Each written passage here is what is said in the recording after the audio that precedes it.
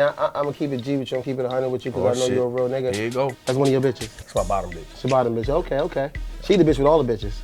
Yeah, she got a lot of bitches too. That's what's up. No comprende. You had some issues. You had a discussion. No.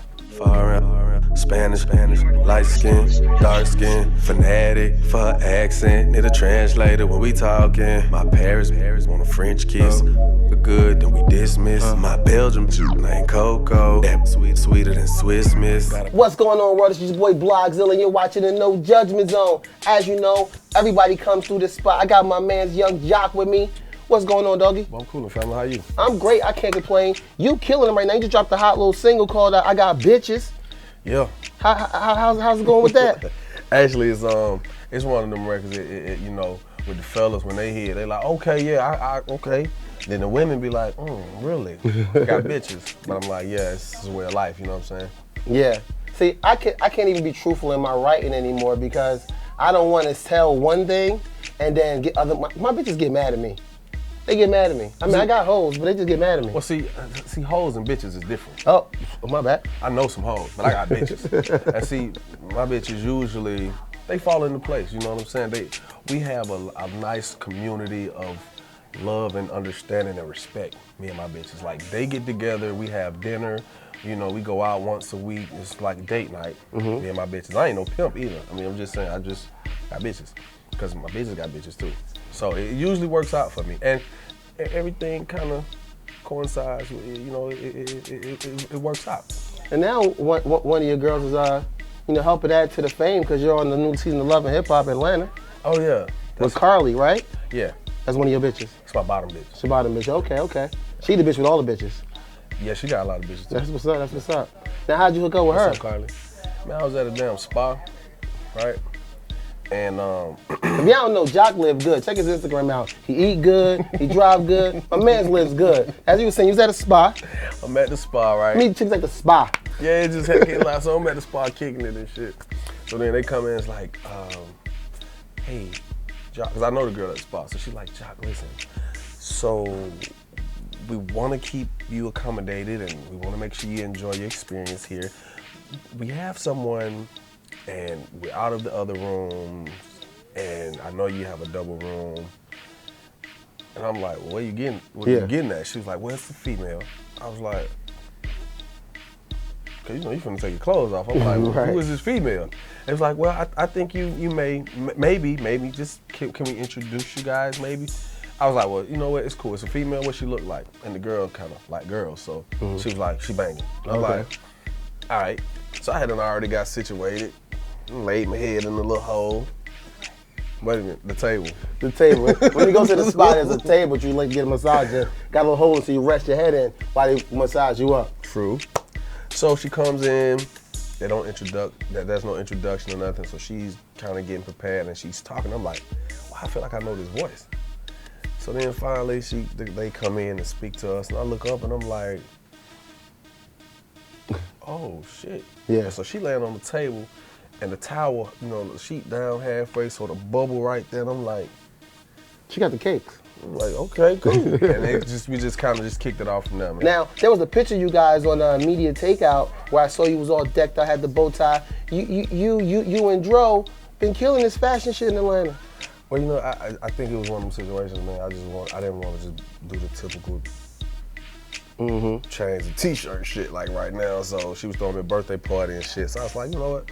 I feel like I don't. There's no problem getting a little dapper. So I threw on a little bow tie, Yeah. It worked for what it was. Well, there was a rumor there was a fight too. What happened to that fight? Oh, you talking about at the? I don't know where it was at. Wasn't there? Yeah. I just saw it online. I wasn't either. She wasn't involved. They said she was involved. It was going on Twitter and everything. Nah, you know how it go, man. Okay. And it's crazy because she was really not. She could not. She wasn't at freedom to be able to say that's not what happened. This is what happened. Yeah. Because the cameras were there for the show. So when the cameras there, you can't talk about this. Nah, shit. you just got to be like, hey man, because you know what that does. And be like, yo, I want to see for myself then, because I'm gonna be able to tune in and watch the show and see what it is. So it kind of leave it like that. Now I'm gonna keep it G with you. I'm keeping it 100 with you because I know you're a real nigga. Here you go. A lot of people say that once you hit the reality TV route, your career as a rapper is, It's not. It's almost over. Is that the case? How do you look at the situation? I mean, it's, to each his own. Whatever your mind, your train of thought is, or your perception to that is, that's you. Because I definitely don't agree. Once upon a time, when it first was like starting, people felt like that, but shit. I mean, you could just look at somebody like the Kardashians right now. Like, what the fuck? Like, now it's to the point where people understand the power of that platform of TV. You know what I'm saying? When you talking about shit, you hitting TV and you get endorsements, and everywhere you go, people of different races or age groups, like, oh, can I get a picture? And you're like, oh shit. I haven't really experienced it yet because the show hadn't come on. Right. But I would say, if anything, it has kind of helped repolish or reboot my system. So all that is over with shit. To each his own. If you go in there and you play yourself, then that might be a lot of truth to that statement. Cause you feel, I guess you feel like you make good music, and now that you got more eyes on you and more ears as well, they'll be more open to the music. Well, I mean, you know what? Every situation is different. Cause you go in there and play yourself, people might not even want to hear the music. Like, that's true. It's whack. You know what I'm saying? But like, for instance, with the way my rollout is going right now, you talking about my label's just stepping behind me, RCA, Polo Grounds. Right now we're moving a new single, I Got Bitches, and the show hadn't even started yet. So by the time the show starts, I've already started my rollout and my impact, you know what I'm saying, to the masses, even just sitting here with you right now. Now, since you got bitches, and since you wanted Love and Hip Hop with Karlie Ray, I wanted to ask you a question, because I see your Instagram. You hit him with the knowledge all the time, So, what's one thing a woman could do to make her be unattractive? Because there's a lot of bad chicks in Atlanta. To me? Yeah, but a beautiful girl could do something that make you like, I can't even stand. Is she looking for if she's fishing for attention? That's the first no-no. Explain that for people who don't know that. Well, clearly, a beautiful woman walking in the room, right? And if everybody kind of looking like shit and get to looking around the room, you start hearing a little chatter. Like shit, dudes, we'll kind of look around at each other like, bro, you see that? Right. Or we'll be trying to see like, let me see who my competition is. Who gonna get out of first, right? If she come in there knowing that all eyes on her, if she try to act like she doesn't see it or like it doesn't exist, that could be a turn off. Or if she tries to act like she knows she fly enough to get that attention, that's a turn off. I like subtlety and confidence when it comes to a woman. You had my man Tom Cruise do your dance. Yeah. How'd you feel when you saw Tom Cruise doing the dance? I think at that point, you know what? I think at that point it wasn't even a biggie no more at that point to me because I saw how explosive the record was on its own, but to see kids, adults, grandmas, you gotta think like, I could go to a church and the pastor and they say, the Lord is in the house and it's going down. And you like, wow. Yeah. So when it reaches those, when it reaches those type of people, you kind of can expect it to hit anybody at that point. Now you was also on a song called Looking Ass Boy, and when I heard Nicki Minaj's song Looking Ass Nigga, I was like, that kind of sound familiar. Sort of. How'd you feel when you saw her? I mean, that's the world of music, entertainment, life circles 360. Because our record is actually titled Looking Ass Nigga. But for radio purposes, we couldn't be. Yeah. Because you had to take ass and nigga out. So I just was like, okay, we're gonna say Looking Boy. And everybody, the group, Hot Styles was like, Looking Boy? But the song Looking Ass Nigga, I was like, I know what it is. When we do the dirty show, we could do weak looking ass nigga, slow looking ass nigga, we toe looking ass nigga. But then when we slowed it down, the syllables were different, but it still was able to say, weak looking boy, slow looking boy, dirty white sock. You know what I'm saying? So when I saw Nicki do it, it wasn't a bad thing to me. I was like, good. That gave me more confirmation that, you know what, I was on to something long ago, and it has come back around in such a short period of time, which means that it was powerful enough to come back again. Eminem, the name of his latest album was Rap God. If you listen to the title track, Rap God, he goes for like 20 seconds with Looking Boy in the song.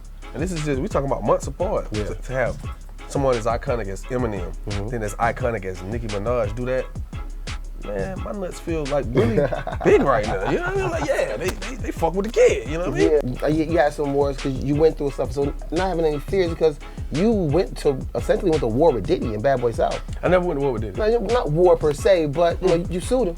No. You talked about it. It's on your Wikipedia. Said you sued him. You might as well have Diddy. Sorry. Wrong info. No, no comprende. You had some issues. You had a discussion. No. Nothing. No, wait, really. No, what's funny is, it's so crazy, because you know there's been this crazy like stigma about bad boy curse and shit. You know, people always like, oh, you been with Diddy, oh, if you walk away, you're gonna fucking disappear. I mean, honestly, let me tell you some real shit, like, in defense of Sean Diddy Combs. I can't speak for nobody else. I never had one argument with this guy. There was never a time that I said, yo, I want this or I need this, and he told me no.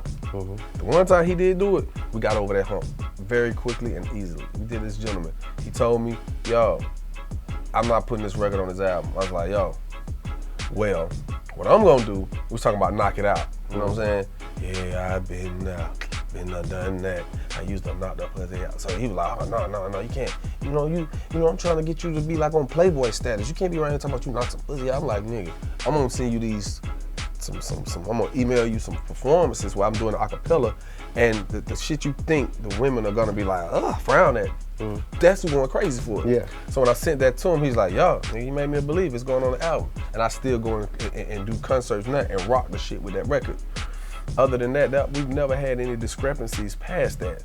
I think what the world did not understand when I first made that release about my discrepancy was more so about the middleman, which had nothing to do with Diddy at that moment. You know what I'm saying? It was just like, yo, I'm having some issues over here with my guy. And that created a distance between me and him, because at that time he was like, well, yo, I don't want to get involved. You and your man got to work that out. See what I'm saying? But because he was the bigger fish, the bigger name, that's what they want to draw the bigger entity in the situation, naturally it was, oh, Young Jock, Diddy is beefing. And he and I would have several phone calls through that whole shit. And I'm like, yo, he like, well, yo, man, you just got to clean it up so the world don't think it's me. And I said, I tried to do that, but these people are doing what they want to do. So that's when I had to step in like, yo, I don't have a problem with Diddy. Yeah, reality TV is dope, and it's a good check. It comes in faithfully, I've heard, so to say. So what's the plan? Well, the plan is I'm sitting in front of you right now, not on behalf of Love and Hip Hop. So that's the first eye opener with this situation. I'm not going into that looking like, well, hopefully this will get me popping in, I can come do interviews with you. No, I mean, this is all label based. I just did 106 and Park today. Got a lot of nice records coming. Real videos. It's not my homie shot it with a 5D and we put it out like, yeah, I did a video. No, Gabe Hart, you know what I'm saying, real he's killing, he's crazy. Yeah, so I mean, I'm not even caught up in that side of it. At the end of the day, I'm blessed, dog. I'm thankful to be able to sit here 8 years later after my debut. Yeah. But we can't have you fighting with Benzino though, it's a career. Oh no, we don't do none of that. Okay. I mean, at the end of the day, I ain't fighting over no chick unless it's a ring on that finger. Cause you got bitch. Now I'ma stand my ground. I would stand my ground for Karlie. But if it gotta come to us fighting this shit, I shut that shit down. I'll be homie. Hey, woo. That's why I fucks with Jock, cause he makes it an emphasis to tell motherfuckers to live. Y'all niggas ain't living. Live. Y'all niggas just out there doing shit, but y'all not living. You gotta live. You got one time, bro. You gotta eat fried snapper with the head on it sometimes. Yes. Please believe. I just had some yesterday. Real talk. So next week when we come on the show, what we're gonna do is we're gonna get piggyback rides from poodles. That's what we're gonna do. Strong poodles on steroids.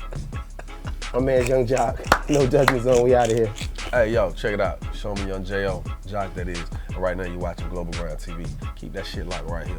And they all have their own really cool thing about them. So no one is any better than the other. Just each one is very unique. By the time you see this, it was out now. Yeah, go check it out. Plays this nut. Angel. This nut who